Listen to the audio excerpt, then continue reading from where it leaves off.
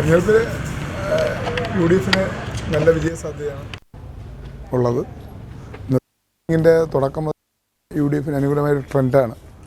10 വർഷത്തെ ഭരണത്തിൻ്റെ അസംതൃപ്തിയിലാണ്. ഏറ്റവും കൂടുതൽ നരേന്ദ്രമോദി നടത്തിയ പ്രസ്താവനയിൽ പ്രധാനമന്ത്രിയുടെ അന്തസ്സിനോ പദവിക്കോ ചേർന്നതല്ല. അദ്ദേഹം തനി വർഗീയമായ രീതിയിൽ സംസാരിച്ച് മതന്യൂനപക്ഷങ്ങളുടെ ഒരു വളരെ നികഷ്ടമായ രീതിയിലാണ് മതന്യൂനപക്ഷങ്ങൾക്കെതിരെയുള്ള പരാമർശങ്ങൾ പ്രധാനമന്ത്രി ഒരിക്കലും പറയാൻ പാടില്ലാത്തത്. പ്രധാനമന്ത്രിയുടെ ഒരു സ്റ്റേറ്റ്മെൻറ്റ് വരാൻ പാടില്ല. അങ്ങനെ ഒരു അദ്ദേഹം ഇന്ത്യ രാജ്യത്തിൻ്റെ പ്രധാനമന്ത്രി.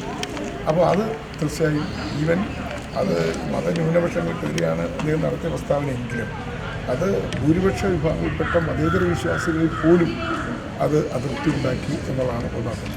രണ്ടാമത്തെ കാര്യം, കേരളത്തിലെ ഇടതുപക്ഷ ജനാധിപത്യത്തിൻ്റെ എതിരായ ഭരണവിരുദ്ധ വികാരം, വിലക്കയറ്റം, തൊഴിലായ്മ, മാത്രമല്ല പെൻഷൻ കൊടുക്കാത്ത വിഷയം, സർക്കാർ ജനങ്ങൾക്ക് ശമ്പളം കൊടുക്കാത്ത, ഇങ്ങനെയുള്ള നിരവധി വിഷയങ്ങൾ. പിന്നെ യു ഡി എഫിന് കഴിഞ്ഞ പ്രാവശ്യം 2019 ലഭിച്ചത്. ഇത്തവണയും യു ഡി എഫിന് തുടക്കം മുതലേ മുൻതൂക്കമുണ്ടായത്. കാരണം ദേശീയ രാഷ്ട്രീയം വിലയിരുത്തുമ്പോൾ ഇവിടെ ഇടതുപക്ഷത്തേക്കാൾ ഡൽഹി പോകുന്നത് കോൺഗ്രസ്സാണ്. കോൺഗ്രസിനകത്തുള്ളൊരു മതേതര ഗവൺമെൻറ് അധികാരത്തിൽ വന്നാൽ മാത്രമേ ഈ രാജ്യത്ത് ജനാധിപത്യവും മതേതരത്വം നിലനിൽക്കുകയുള്ളൂ.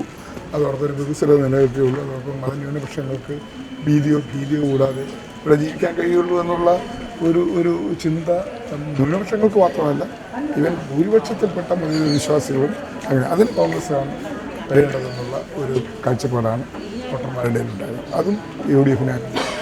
അല്ല, ഭൂരിപക്ഷം ഞാൻ നേരത്തെ പ്രവചനാതീതമായ ഭൂരിപക്ഷമായിരിക്കും. അല്ല, മത്സരം എല്ലാ പ്രാവശ്യവും കടുത്ത മത്സരം തന്നെയാണ് നേരിട്ടുള്ളത്. അത് കഴിഞ്ഞ അടൂരായിരുന്നപ്പോഴും ഇപ്പം അവിടേക്ക് മത്സരവും എപ്പോഴും കടുത്ത പോരാട്ടം തന്നെയാണ് ഈ രണ്ട് പാർലമെൻറ്റ് മണ്ഡലങ്ങളിൽ നടത്തിയിട്ടുള്ളത്. പക്ഷേ വിജയം അവസാനം 2 പ്രാവശ്യം ഒഴിച്ച് എല്ലാ തെരഞ്ഞെടുപ്പിലും വിജയം അവസാനം യു ഡി എഫ് സ്ഥാനാർത്ഥിയായി എനിക്കായിരുന്നു. ഞാനിപ്പോൾ വലതുവശത്തായതുകൊണ്ട്